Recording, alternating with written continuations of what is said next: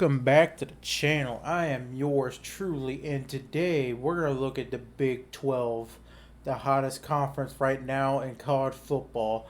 They're making the most headlines and most news in college football.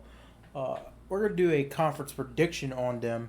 Now, if you watch the ACC video, you'll understand what I'm about to say, but in case you haven't, the Big 12, like the ACC, is they've gotten rid of divisions beforehand, but you would think with 14 teams they would split them up into two divisions of 7. Nah, they're just gonna have one big division of 14 teams, and the top two are gonna face off for the Big 12 title.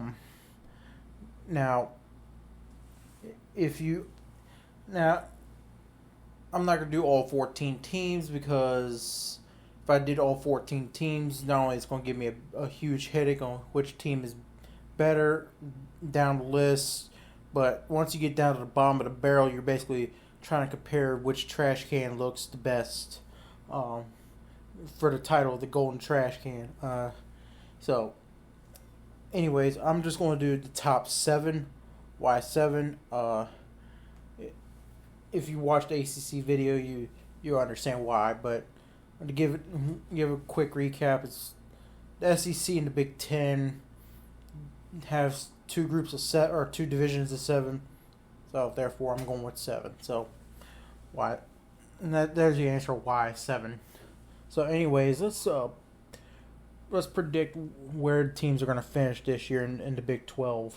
Coming in 7th place in the Big 12 is going to be UCF. And I think UCF, of the 4 new teams that just came into the Big 12 this year, I think UCF has the best chance to have instant success in the Big 12. Now, does that mean UCF is going to win the Big 12 this year? No, I don't think so. Not by a long shot. But I do think of the 4 teams that just came in, I think UCF has the best shot of being contention for the Big 12 this year.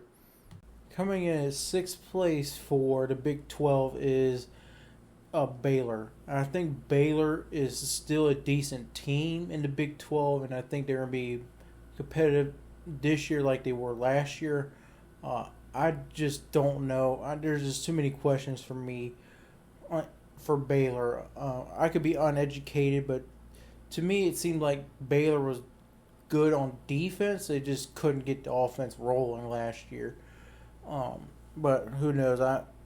I'm not claiming to be an expert about Baylor football. So I think Baylor's going to finish 6th in the Big 12 standings this year.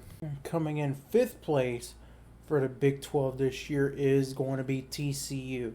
I think TCU this year is still going to have a great year.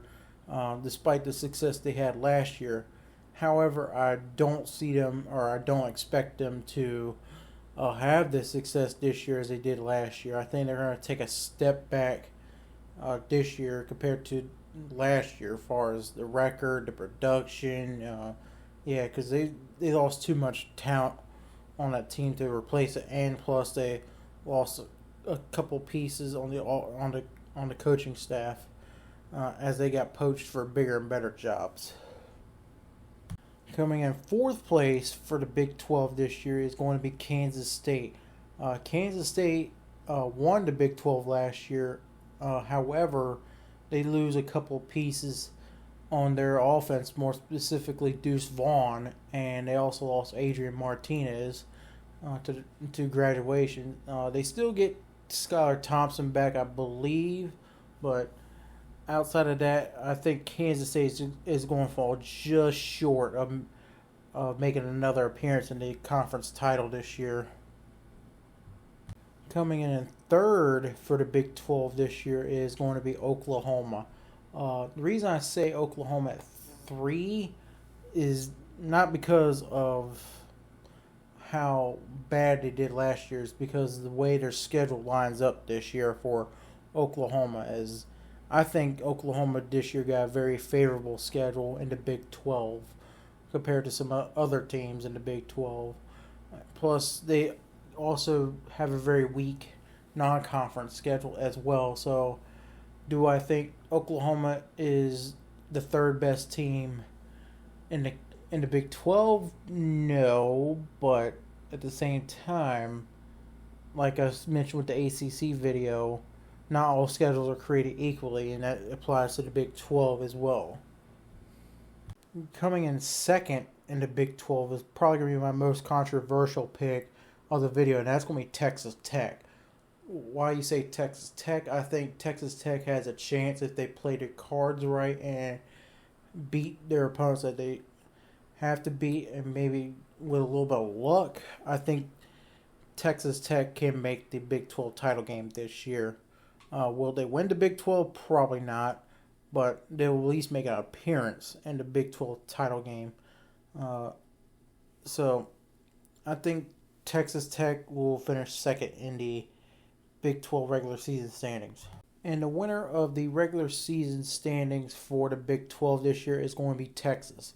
Now, I do think Texas this year is the most talented and the most complete team in the Big 12.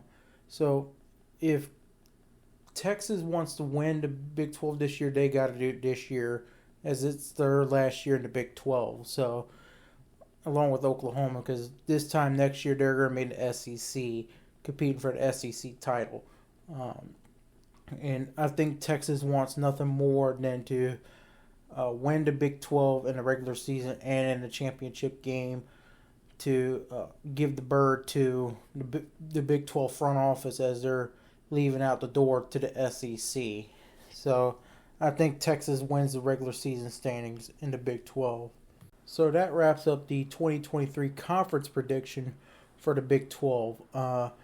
To give some notes on this one, I think that, number one is kind of an obvious pick by most people, but you could make a dispute between 2 and 3. You could easily say Oklahoma at 2 just because of their schedule and how easy it is for them.